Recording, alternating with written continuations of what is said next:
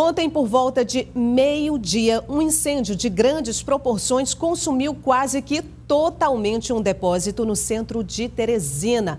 O fato aconteceu no estabelecimento que fica na rua Benjamin Constant, onde está agora o repórter Tiago Melo. E é para lá que a gente vai também conversar ao vivo com o Tiago agora. Oi, Tiago, bom dia para você. Bom, já se passaram aí algum tempo, como é que está a situação aí? As chamas foram totalmente controladas? Bom, para quem não pôde acompanhar ontem, Nájila, nós vamos mostrar aqui onde fica o galpão especificamente. Bom dia a você e bom dia a todos.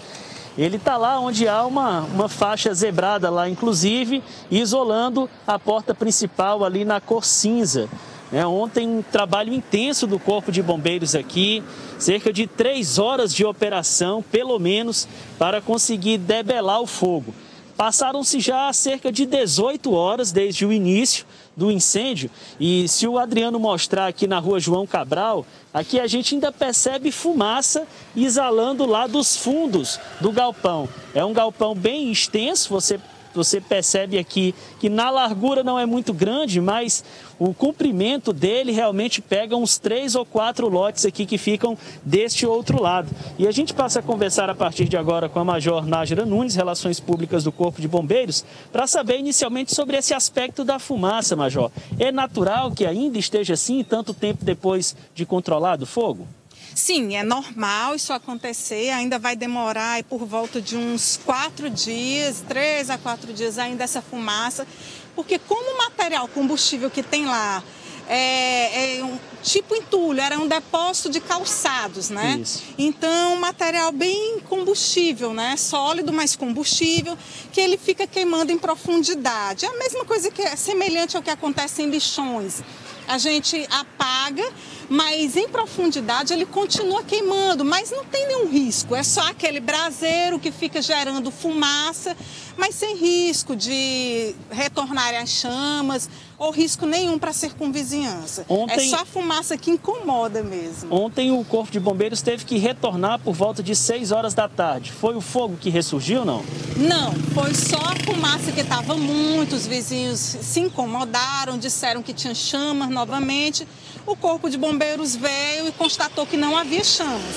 Apenas esse braseiro, como se fosse carvão queimando, né, numa churrasqueira. Aí fica gerando aquela fumaça que incomoda as pessoas. E aí o bombeiro veio, fez mais um trabalho de rescaldo para resfriar o local e acabar mais com esse braseiro. Existe algum risco para a própria guarnição adentrar o galpão nas condições que ele está hoje? Sim, inclusive foi a dificuldade do combate, foi essa.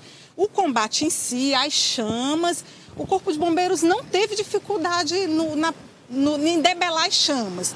O problema foi o risco para a guarnição, porque a estrutura tinha risco iminente de desabamento, o que colocava em perigo, né, a integridade física dos militares que estavam combatendo.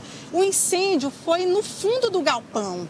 Então, para acessar o foco dessas chamas, precisava a guarnição se expor a esse risco de desabamento, né, e que a gente não podia expor esses militares a esse risco tão iminente. Então, foi combatido no máximo que deu e quando a comandante de socorro, que era a Tenente Prado, ela achou que seria melhor retirar a guarnição e já estavam com as chamas debeladas, ela retirou a guarnição.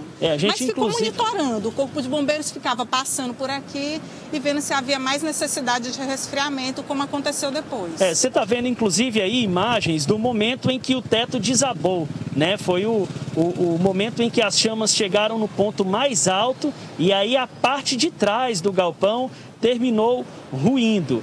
A questão de danos à estrutura que ainda permaneceu, né, que restou, e possíveis avarias a imóveis vizinhos. Isso é trabalho do Corpo de Bombeiros? É possível mensurar, Major, nesse momento? Não é trabalho do Corpo de Bombeiros, mas o proprietário deve sim procurar um engenheiro, ele pode estar se dirigindo ao CREA ou um engenheiro particular mesmo, e solicitar a avaliação da estrutura, porque provavelmente a estrutura está comprometida, inclusive, como a gente falou, houve o desabamento de parte da estrutura. As vigas são de madeira, a viga principal queimou Então, é visível, né, o abalo à estrutura do local. E o proprietário também, ele pode se dirigir ao Corpo de Bombeiros, ele deve, se ele tiver interesse de um laudo pericial, ele deve se dirigir ao Corpo de Bombeiros para solicitar a perícia do local, para saber o que causou esse incêndio. Muito obrigado, Major Nájila, Relações Públicas do Corpo de Bombeiros, pelas informações que trouxe ao Notícia da Manhã. Agora, portanto, vai seguir a fase aí não só de avaliação, mas também de investigação.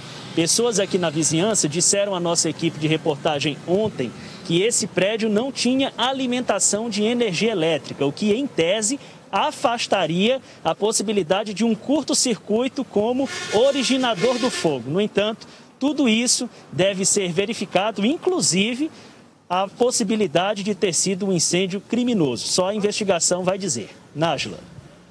Tá certo, Tiago. Muito obrigada pelas informações. Vamos aguardar, então, as investigações.